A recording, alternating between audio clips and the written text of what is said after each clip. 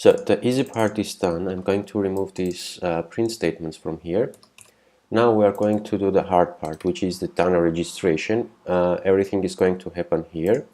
So before we go any further, we want to dismiss our keyboard when our user clicks Done button.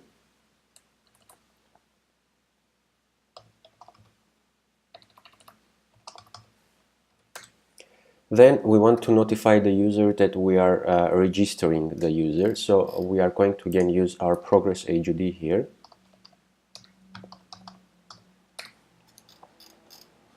So I say progress HUD dot show, and we are going to show the status. We say registering. Then we want to make sure that our user has put all the information about, let's go here. So our user has put all name, surname, country, city, and phone. All this information are required apart from avatar. So we want to make sure that everything here is not empty strings. So you are familiar with the code. We just say if name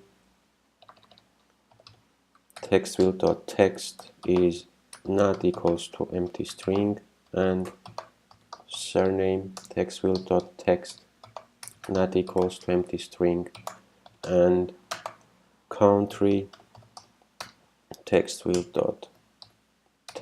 not equals empty string, and city text not equals to empty string, and finally the phone text is not equals to empty string. Then we are going to have an else statement here, and in else statement what we are going to do is to show an error to our user. So say progress HUD.show error, and the status is going to be all fields are required. Alright, so this is our UI handling for not providing all the information. And then we are going to register our user with email. So remember, we have this fuser class that has a register user with email, passwords, first name, last name, etc. So we call this function. Here we pass our email, which we receive from our view there, then the password, then we use our first name, which is our name text unwrap this. Last name is our surname text.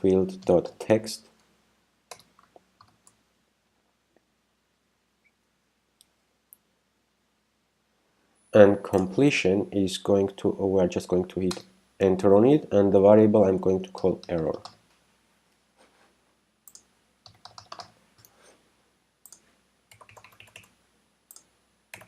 So let's see what we are doing here.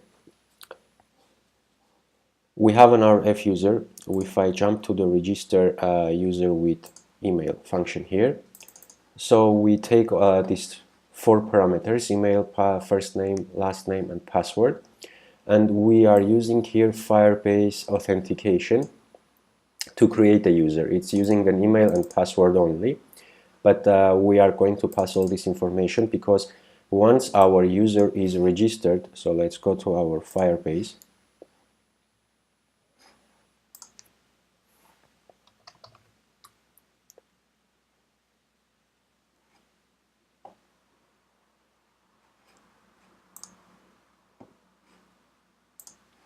So once our user gets registered here as a Firebase user, we want to register him as an fuser object as well in the database. So this part is the Firebase user registration, and then we check if there are no errors, so the user was registered. We are creating an fuser object that will have all these parameters to it, and we are going to save this in our database. So let me find, where is it?